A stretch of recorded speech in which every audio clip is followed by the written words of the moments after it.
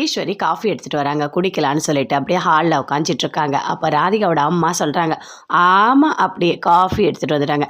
ஆமாம் என்ன இது இவ்வளோ சவுண்டாக வச்சு டிவி பார்த்துட்ருக்கீங்க அப்படின்னு சொல்லிட்டு கேட்குறாங்க. ஆமாம் அவ்வளோ சவுண்டாக தான் வச்சு டிவி பார்ப்பேன், உன்னால் என்ன பண்ண முடியும் அப்படின்னு ஈஸ்வரி சொல்கிறாங்க. அதை கேட்டோடனே பயங்கரமாக கோவம் வருது ராதிகாவோட அம்மாவுக்கு.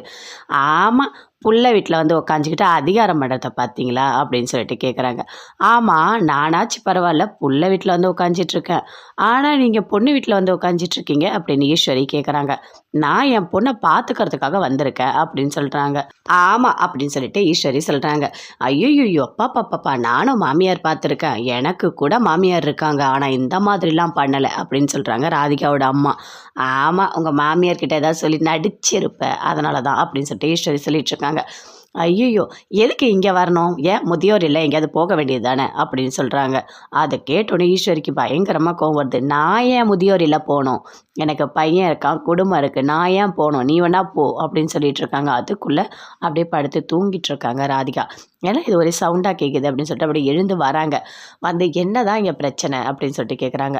இல்லை எப்போ பார்த்தாலும் ஏதாவது சண்டை போட்டுகிட்டே இருப்பீங்களா, நிம்மதியாக தூங்கவே விட மாட்டிங்களா, நான் வீட்டை விட்டு வெளியே போயிட்டோமா அப்படின்னு ராதிகா சொல்கிறாங்க. போங்க போய் போங்க இங்கேருந்து 2 பேரும் அப்படின்னு சொல்லிட்டு கோவமாக சொல்லிட்டு போகிறாங்க. அப்படியே போய்ட்டு ஈஸ்வரி படுத்துட்ருக்காங்க, பயங்கரமாக அழுதுகிட்டே இருக்காங்க. அவங்க அம்மாவும் ஒரு மாதிரி கோச்சிட்டு தனியாக போய் உட்காந்துட்ருக்காங்க. ராதிகா பின்னாடியே போகிறாங்க. அப்போ கூட ராதிகா அம்மா பேசவே இல்லை. கோபி வராரு. வந்த உடனே சாப்பாடெலாம் வாங்கிட்டு வர்றாரு. அம்மா எங்கே அப்படின்னு சொல்லிட்டு கேட்குறாரு. அவங்க உள்ளே தான் இருப்பாங்க. சரி மதியம் நான் சாப்பாடு அனுப்பினேன், அம்மா சாப்பிட்டாங்களா தெரியல. என்ன ராதிகா இப்படி பேசிகிட்டு இருக்க, அவங்களுக்கு உடம்பு சரியில்லை, சாப்பிட்டாங்களா இல்லையான்னு கூட நீ பார்க்க மாட்டியா அப்படின்னு கோபி சொல்கிறாரு. அப்படியே போகிறாரு. போயிட்டு மம்மி எழுந்துருங்க, என்னாச்சு ஏன் சாப்பிடல அப்படின்னு சொல்லிட்டு கேட்குறாரு. என்ன இப்படி படுத்துட்ருக்கீங்க அப்படின்னு சொல்லிட்டு இப்படி எழுப்பி எழுப்பி பார்க்குறாரு. எழுந்துக்கவே இல்லை.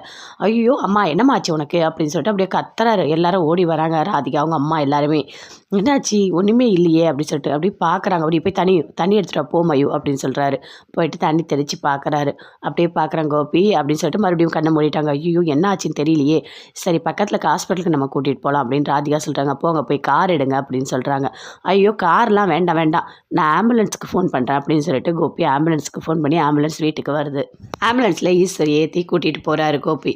அப்போ அப்படியே பார்க்குறாங்க, என்ன இது அங்கே ஆம்புலன்ஸ் வந்திருக்கு அப்படின்னு சொல்லிட்டு செல்வி பார்க்குறாங்க. ஒருத்தவங்க கிட்ட கேட்குறாங்க என்ன ஆச்சு அப்படின்னு சொல்லிட்டு.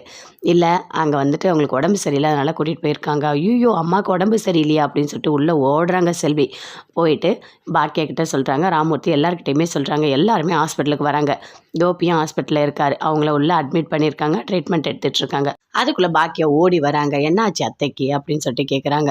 இல்லை அவங்க சரியாக சாப்பிடல அதனால் மயக்கம் வந்துடுச்சு அப்படின்னு சொல்லிட்டு கோபி சொல்கிறாரு. ஐயோ கடவுளே அதுக்கு தான் அங்கே போகாதன்னு நான் சொன்னேன் அப்படின்னு ராமூர்த்தி சொல்கிறார். அப்படி எட்டி பார்க்குறாரு. சரி யாராவது ஒருத்தர் போய் பாருங்கள் அப்படின்னு டாக்டர் சொல்கிறாங்க. அங்கேருந்து பாக்கியா ராமூர்த்தி 2 பேருமே உள்ளே போகிறாங்க. போனவொடனே ஈஸ்வரி அப்படின்னு சொல்லிட்டு அப்படியே பார்க்குறாரு. என்னங்க அப்படின்னு அவங்களும் முழிச்சு பார்க்குறாங்க. மறுபடியும் கண்ணை மூடிடுறாங்க. என்னாச்சு ஐயோ கடவுளே இன்னும் இப்படி கஷ்டப்படுறாளே அப்படின்னு சொல்லிட்டு பாக்கியாவும் அழறாங்க. ராமூர்த்தி 2 பேருமே அழுதுகிட்டே வெளியே வராங்க. இங்கே பாருமா போகும்போது நம்ம கூட்டிகிட்டு போயிடலாம், இவங்ககிட்ட விடக்கூடாது அப்படின்னு சொல்லிட்டு ராமூர்த்தி சொல்கிறாரு.